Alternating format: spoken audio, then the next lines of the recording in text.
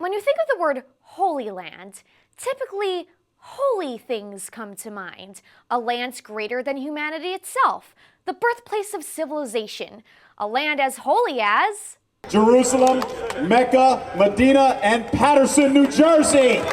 Patterson, New Jersey. That's Oh, shit.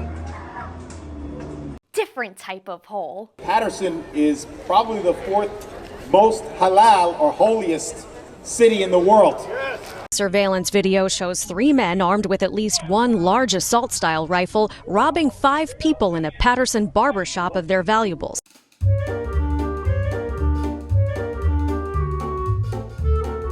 You're watching Woke of the Week with MRC-TV and Culture. I'm your host, Justine Brooke Murray.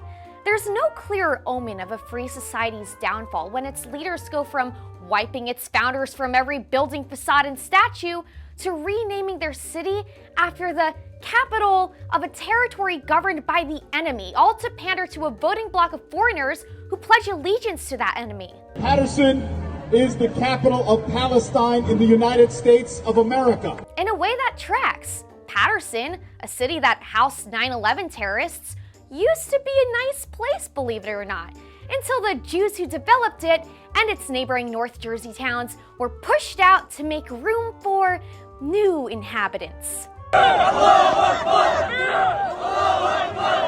Kind of like the story of Gaza. Instead of using the resources left behind to keep some semblance of a civilization, they chose leaders who would trap them in a circular culture of poverty, crime, and destruction, turning Patterson into another Democrat dump. Looking inward is a foreign concept when your leaders and the legacy media keep telling you you're a victim of a privileged, oppressive elite. And who's a better scapegoat to pin your shortcomings on than a demographic whose culture generally sets them for success? How dare you cover minorities being murdered at accelerating rates in the streets of Chicago and Baltimore by other minorities? Acknowledging there's a problem, claiming the black lives who were stolen by that culture also mattered, makes you a dangerous bigot. Black lives only matter to the Western media when you can pin their deaths on the blue-eyed devil. Just like the lives of them Middle Eastern types who only matter when you can blame the Jews. Suddenly, the academic dilettantes lecturing us for over a year that we must be woke to a so-called genocide, and the savages who sexually butcher Jewish women are its victims, remain asleep when those same savages genocide the Middle Easterners they cried crocodile tears for yesterday. What do you think happened to the 1.5 million Christians in Syria who just randomly disappeared? Why would you say there are only 300,000 left? Where could the others have gone? Did they just happen to go on vacation? How would you describe the massacre, rape, forced conversion, and sexual enslavement of specifically this targeted group? Could this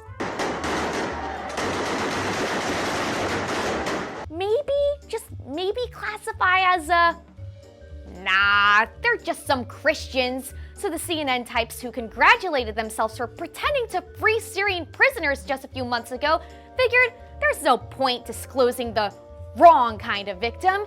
Islamists dragging men, women, and children out of their homes to execute them is just some infighting among them third world folk. Who are we ethnocentric types to judge? It's simply an act of revenge we don't understand.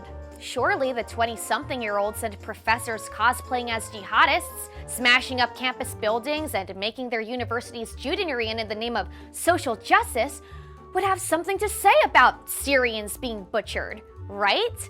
Of course not. They're too busy rioting in the streets to protest true oppression, the deportation of a Syrian national who identifies with the same terrorist groups responsible for it. Suddenly, the same Marxists who founded cancel culture, the Ivy League types responsible for rewriting our dictionaries and turning the entire higher education industry into an army base for jihad on free speech, overnight mayhem on campus. He's a fascist and Berkeley did not welcome him. Have turned into sudden free speech absolutists overnight. But only if you're a foreign guest calling for Speech can be violent. Speech is violence. Silence Violence is violence. The modern-day Maoists screamed in our faces for years as a reason to dox, fire, and cancel everyone from polite society who dares to object to their attempt at a modern-day cultural revolution. I want your job to be taken from you. Violence, on the other hand, beating up Jews with poles, sending underpaid staff to the hospital, and holding them hostage in a building you threaten to blow up. We don't expect to go to the work and get swarmed by an angry mob with rope and duct tape and masks. An alarm on the 3rd floor of the Millstate Center. I need all occupants to immediately evacuate the building. Yeah, that was a bomb threat at Columbia last week, by the way, no biggie.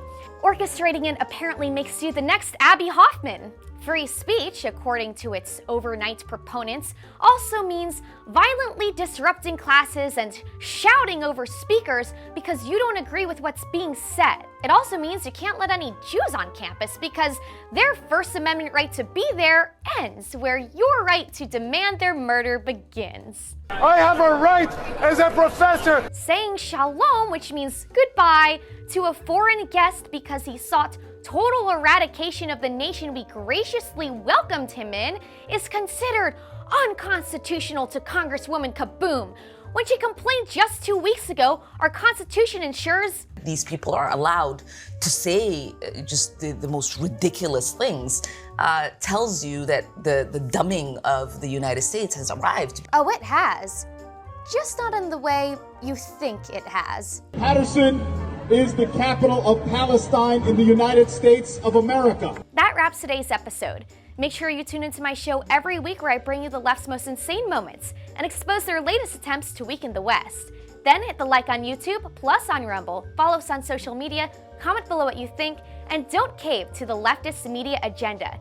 If you like the work we do here at MRC, please consider donating at mrc.org/donate. It's the best way to help our movement. Thanks for joining us.